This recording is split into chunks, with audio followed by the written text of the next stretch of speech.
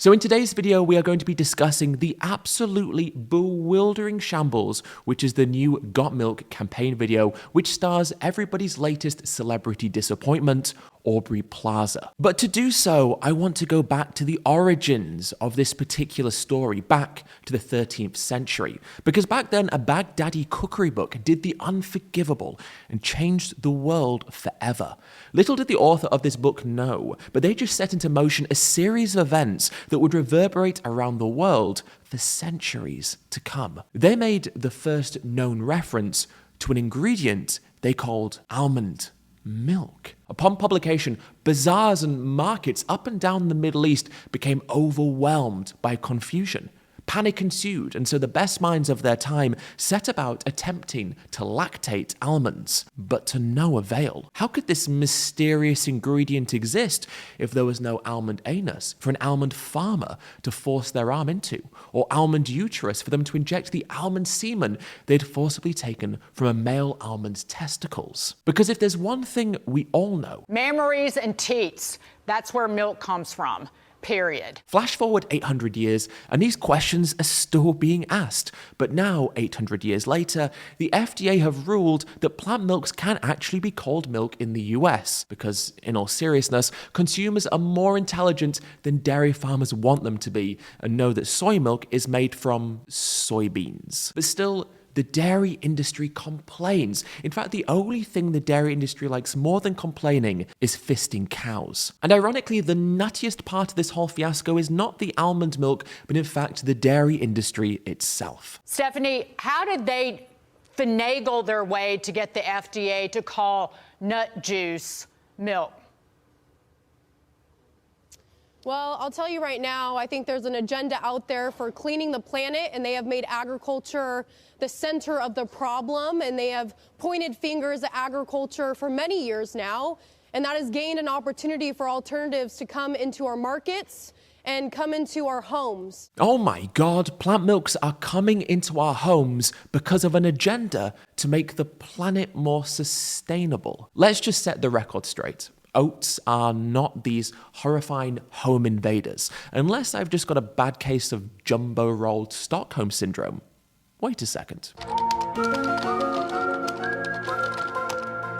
But faced with the reality that plant milks can be called milk, the dairy industry needed to fight back. So they enlisted the help of someone you would absolutely most definitely associate with drinking dairy, Aubrey Plaza. Aubrey obviously didn't get the memo that it's not the 90s anymore and has accepted money to appear in a Got Milk campaign to try and convince people that breastfeeding from an entirely different species is definitely not weird or creepy. Have you ever looked at a tree and thought, can I drink this? I did.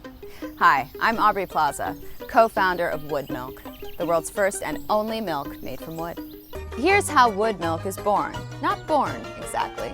More like squished into a slime that's legal to sell. Let's give it a try.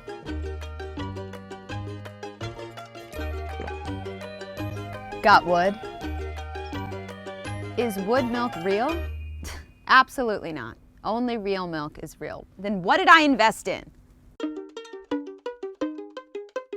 Oh, now I get it. Aubrey Plaza is doing her shtick. You know, the one that I'm a relatable, droll, sarcastic, and monotonal person who will also sell out for blood money. You see, the dairy industry is trying to be satirical. Of course, wood milk isn't real. The animal farming industries have cut down all the trees. Oh, but you don't have to worry about that anymore because actually the Got Milk campaign has a solution to that problem. You see, Got Milk have teamed up with One Tree Planted to plant 10,000 trees as part of the campaign.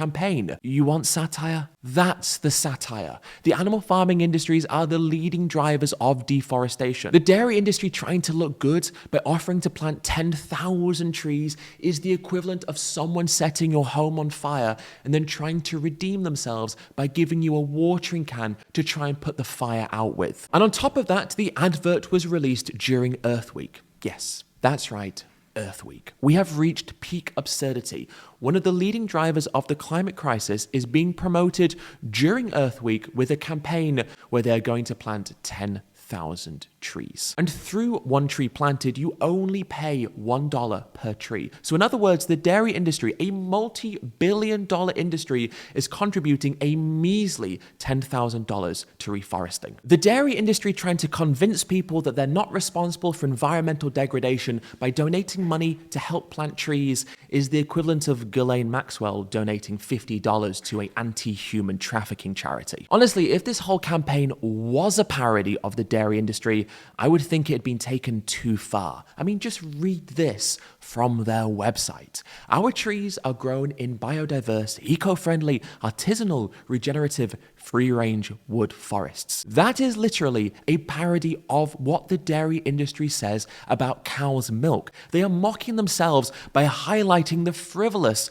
and disingenuous ways in which they market their own products. But back to Aubrey, because ironically, when asked about her morning routine in 2012, she stated this: "My brain does not work until I've had at least 2 or 3 shots of espresso from my Nespresso machine with the little pods. It's pretty great. I usually make a double, sometimes triple almond milk latte." And hang on a minute, shouldn't that be an almond nut juice latte, Aubrey? Or did you only stop calling almond milk milk once the dairy industry check had cleared? But seriously, Aubrey was actually drinking almond milk before it was cool. Anyway, people have not been impressed with her for agreeing to be involved in this, and the comment section for the post of this video on her Instagram was filled with people discussing their disappointment. So Aubrey listened to the criticism, looked into the issue herself, and vowed to never drink cow's milk again.